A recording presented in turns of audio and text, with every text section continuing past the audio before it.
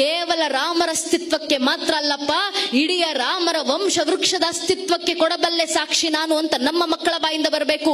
ರಾಮರ ದಯೆಯಿಂದ ನಮ್ಮ ಮಕ್ಕಳು ಹೇಳಬೇಕು. ಮೊದಲಿಗೆ ಬಂದದ್ದು ಶ್ರೀಹರಿ, ಶ್ರೀಹರಿಯ ಮಗ ಬ್ರಹ್ಮ, ಬ್ರಹ್ಮನ ಮಗ ಮರೀಚಿ, ಮರೀಚಿ ಮಗ ಕಶ್ಯಪ, ಕಶ್ಯಪನ ಮಗ ಸೂರ್ಯ, ಸೂರ್ಯನ ಮಗ ಮನು, ಮನುವಿನ ಮಗ ಇಕ್ಷ್ವಾಕು, ಇಕ್ಷ್ವಾಕುವಿನ ಮಗ ಕುಕ್ಷಿ, ಕುಕ್ಷಿಯ ಮಗ ವಿಕುಕ್ಷಿ, ವಿಕುಕ್ಷಿಯ ಮಗ ಬಾಣ, ಬಾಣನ ಮಗ ಅನರಾರಣ್ಯ, ಅನರಾರಣ್ಯನ ಮಗ ಭೃದು, ಭೃದುವಿನ ಮಗ ತ್ರಿಶಂಕು, ತ್ರಿಶಂಕುವಿನ ಮಗ ದುಂಡುಮಾರ, ದುಂಡುಮಾರನ ಮಗ ಮಾಂಧಾತ, ಮಾಂಧಾತನ ಮಗ ಸುಸಂಧಿ, ಸುಸಂಧಿಯ ಮಗ ಧ್ರುವಸಂಧಿ, ಧ್ರುವಸಂಧಿಯ ಮಗ ಭರತ, ಭರತನ ಮಗ ಅಶೀತ, ಅಶೀತನ ಮಗ ಸಗರ, ಸಗರನ ಮಗ ಅಸಮಂಜಸ, ಅಸಮಂಜಸನ ಮಗ ಅಂಶುಮಂತ, ಅಂಶುಮಂತನ ಮಗ ದಿಲೀಪ, ದಿಲೀಪನ ಮಗ ಭಗೀರಥ, ಭಗೀರಥನ ಮಗ ಕುಕುತ್ಸು, ಕುಕುತ್ಸುವಿನ ಮಗ ರಘು, ರಘುವಿನ ಮಗ ಪ್ರಬರ್ಧ, ಪ್ರಬರ್ಧನ ಮಗ ಶಶಂಕು, ಶಶಂಕುವಿನ ಮಗ ಸುದರ್ಶನ, ಸುದರ್ಶನ ಮಗ ಅಗ್ನಿವರ್ಣ, ಅಗ್ನಿವರ್ಣನ ಮಗ ಶೀಘ್ರವೇದ, ಶೀಘ್ರವೇದನ ಮಗ ಮರು, ಮರುವಿನ ಮಗ ಪ್ರಶೀಶಕ, ಪ್ರಶೀಶಕನ ಮಗ ಅಂಬರೀಷ, ಅಂಬರೀಷನ ಮಗ ನಘೂಷ, ನಘೂಷನ ಮಗ ಯಾತಿ, ಯಾತಿಯ ಮಗ ನಾಭಾಗ,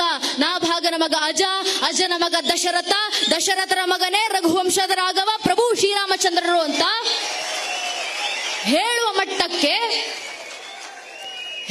ಮಟ್ಟಕ್ಕೆ ನಮ್ಮ ಹಿಂದೂ ಮನೆಯ ಒಂದೊಂದು ಹಿಂದೂ ಮಗುವಿನಲ್ಲೂ ರಾಮರ ಭಕ್ತಿ ಬಂದ್ರೆ ಸಾಕು ನನ್ನ ನೆಚ್ಚಿನ ಬಂಧುಗಳೇ. ಇದೇ ಧರ್ಮ ಜಾಗೃತಿ, ಇದೇ ಧರ್ಮ ರಕ್ಷಣೆ. ಇಷ್ಟು ಧರ್ಮ ಜಾಗೃತಿ ಮನೆ ಮನೆಯಲ್ಲಿ ತರೋಣ.